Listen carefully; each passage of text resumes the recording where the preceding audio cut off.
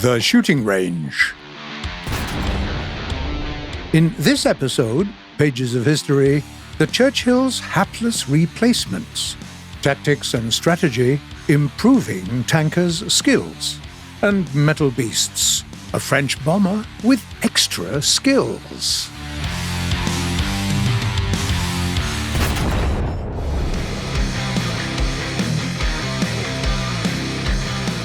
Today, we'd like to continue talking about the unfairly missed old vehicles that have been in your tech trees for a while.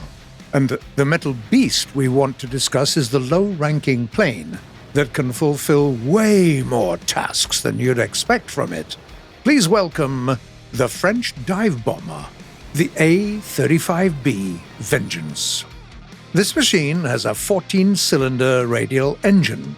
The wing hides self-sealing fuel tanks and fixed armament, 6 large-caliber machine guns with a total ammo pool of 2,250 rounds.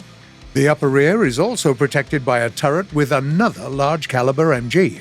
Armored plates and bulletproof glass protect the crew from incoming fire. For suspended armament, this plane can carry bombs with calibers between 250 and 1,000 pounds.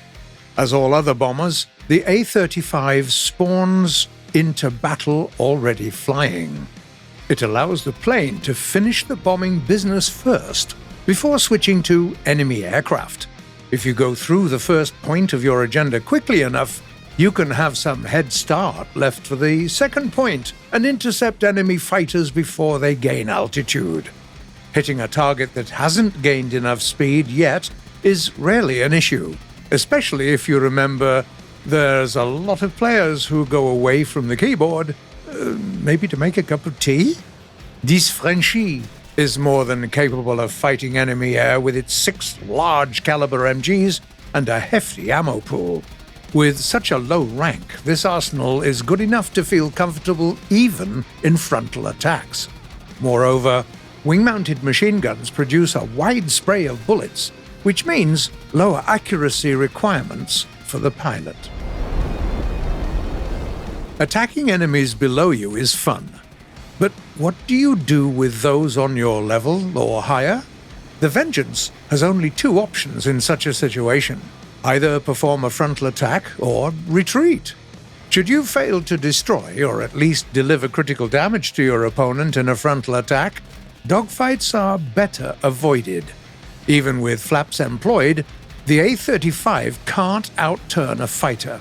Hence, the only correct decision is to run. When necessary, you can do a nosedive. The fuselage is sturdy enough to handle it. Oh, by the way, don't forget to use your rear turret to keep the enemy in shape. We've learned that a couple of incendiary rounds to the engine are a good deterrent for chasers. Well, air battles are fun, but the bomber's main task is still destroying ground targets. No matter how good this French plane may be in fighting enemy air, its main advantages are meant for mixed battles.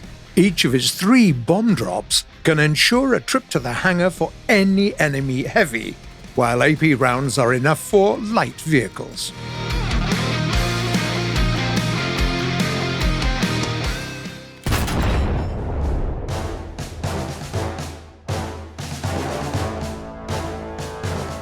By the middle of the 20th century, the race between the armor and the shell had led military minds to the concept of a heavy tank. Not a particularly quick machine, but with a powerful gun and reliable armor. Only 3 nations mass-produced and used these tanks during World War II: the Soviet Union, Germany, and Great Britain. In the former, the obsolescent KVs were replaced by the IS tanks, even better than the predecessors. The German engineers were improving their Tigers, complicated but captivating machines with excellent guns. The Brits, however, spent the entire war with their Churchills. They had their own advantages indeed, but on the whole, those tanks turned out to be controversial. Stemming from the idea of infantry tanks, sluggish, well-armored machines, they felt like they were getting ready to plow the fields of World War I with their archaic chassis. Yet, the new war was a war of engines, and that threw some cold water on the British military. Infantry tanks were simply too slow, while cruise tanks were too vulnerable. They needed a new, versatile approach, a machine with both reliable armor and good mobility. They didn't have any time to design new machines, however, so by June 1941, the mass production of the Churchill began. The rushed early versions were already unsatisfactory for the Army, suffering from frequent breakdowns. No wonder they started considering a replacement for the Churchill the very same year. As it turned out, the engineers had just the project lying around: the future cruiser tank, the Cromwell. Why not use it as the foundation? The hull and the turret were welded, and overall armor increased. The solution for the chassis issue didn't take too long. They simply borrowed it from the American T-1, the heaviest tank at the moment. The resulting design was named the Excelsior. It turned out to be better protected than early Churchills and could accelerate up to 38 kph. To be on the safe side, the British Army also commissioned the American engineers to design an assault tank. It was a reasonable decision, for their own cruiser tank program was having issues, and there also was a chance for the British industry wouldn't be able to handle the production. The Americans chose the British way. They took the Sherman's design and the T-1's chassis, but reworked many more units. The result was the T-14 assault tank. This new machine received sloped armor, a spacious turret for more powerful weaponry, and a high-powered engine. The expectations were so high that the British were ready to order no less than 8,500 of these tanks. But the tests soon brought disappointment. The T-14's chassis turned out to be very unreliable.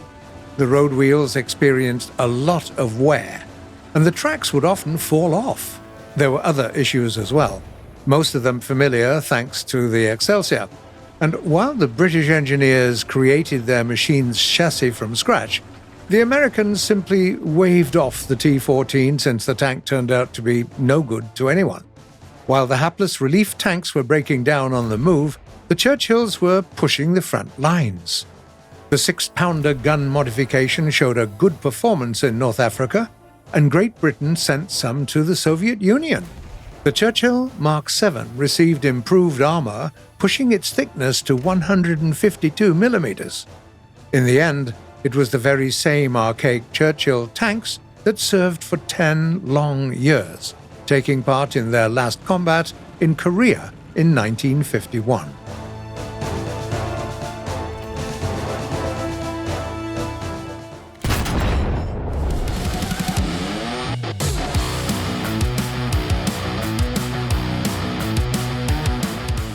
We often tell you about the best ways to use all kinds of vehicles and weapons, but preparation for combat actually starts right on the hangar screen, because your crew plays an important role too.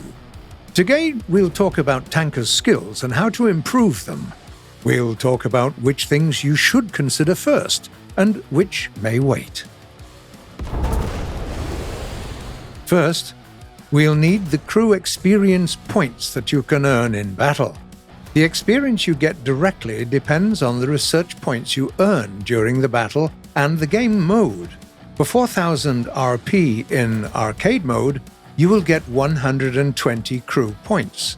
In realistic mode, 46, and in simulator mode, 36. To improve a tank crew all the way to the maximum level of 150, you need 71,130 points. This is a lot, but you don't need to have all the points at once. Just know which skills are better developed first. If you want to speed up the process, you can always purchase crew points for Golden Eagles. The tank crew menu is divided into 6 subgroups, one for each of the 5 crew members and one more for the logistical services. The latter is responsible for repair speed in the hangar and thus has no effect on the battle, so we'll research them last. Each crew member has their own unique skill that has a major effect on the vehicle's performance, so it's wise to improve it first. If you want to sort them by priority, we recommend you take a look at the targeting skill. A beginner gunner moves the gun by a single axis at a time, which slows the shooting process. As this skill develops, the tanker starts to aim the gun both horizontally and vertically at the same time. Next, you can choose between two options depending on your preference: maneuverability or firepower. For a light tank, the tank driving skill is worth investing into. It allows the driver to shift gears faster, which improves the overall dynamics of the machine. If you're planning on driving heavier machines, then it makes sense to invest in the weapon reloading skill, which significantly improves the rate of fire. Another important unique skill is the leadership one for the commander. As you develop it, it can improve the skill of all other crew members by up to 10%, which means it's a good idea to develop it together with the targeting, driving, and loading skills. The last unique skill are radio communication and 2 artillery skills for the radio operator gunner. These don't need to be rushed since their role is much less important. Instead, we recommend putting crew points into the field repair skill found in each crew member's tab. It affects the repair speed for your vehicles in battle. It's important to note that the effect of this skill is calculated as the average of each tanker's level, no matter how many members each particular tank has. The same principle is used when calculating the agility of your crew, which is the next important skill. It affects how quickly tankers can replace a knocked-out crew member, which defines whether the crew will be able to respond to an attack or retreat from under fire. Next one is vitality. This one's simple. The higher it is, the more hits and shrapnel your crew can sustain.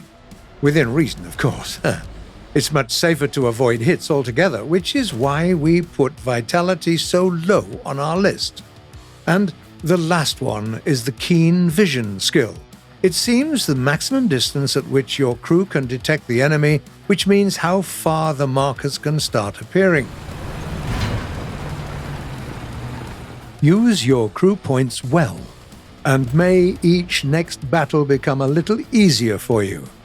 Meanwhile, it's time we answered some of the questions you ask us in the comments.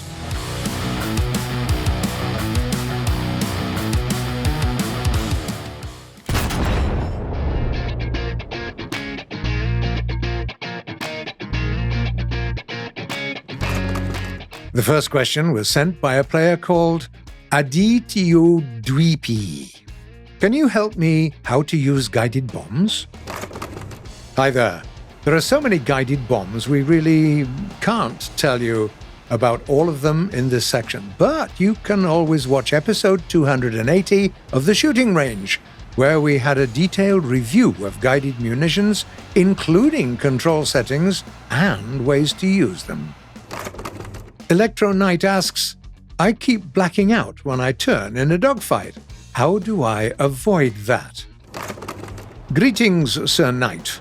In today's Tactics and Strategy, we told you about tank crews, but what you need is to improve your aircraft crew. Try to upgrade the G-tolerance and the stamina skills. These are the ones responsible for unconsciousness and recovery time of your pilot. Moreover, many jets have the G-suit modification, helping with overloads as well. Another question comes from Douglet. Can you tell me what that long pole on the A4 Skyhawk is used for? Hi, Douglet. It's just a flying boom for air refueling. Many other planes have it too, like the F-3H, the F-100D, or the F-104C. Mats writes, can air-to-air missiles be redirected by flares that it penetrates or even kills a tank? Hi, Mats. In theory, an air-to-air missile can hit a tank by chance, but it's quite hard to achieve this. Still, a hit wouldn't guarantee a destruction since the warheads in AAMs aren't that powerful against tanks. And the last comment for today was written by WellGG Bro. Challenge. Anti-air Abrams with M83 130A1. Either. Too easy. The muzzle velocity is high, the proximity fuse works perfectly, so hitting a low-flying helicopter or a plane is a piece of cake. As you well know, that's it for today. You've been watching The Shooting Range by Gaijin Entertainment, and the next episode will premiere the following Sunday at 4 p.m. GMT or noon Eastern Time. Subscribe and click the bell if you don't want to miss our next videos. Don't forget to leave a like. Unfortunately, I often forget, so I'm reminding you anyway. Spend your crew points wisely. And please share your thoughts and comments because we really enjoy them and we expect to see you next week.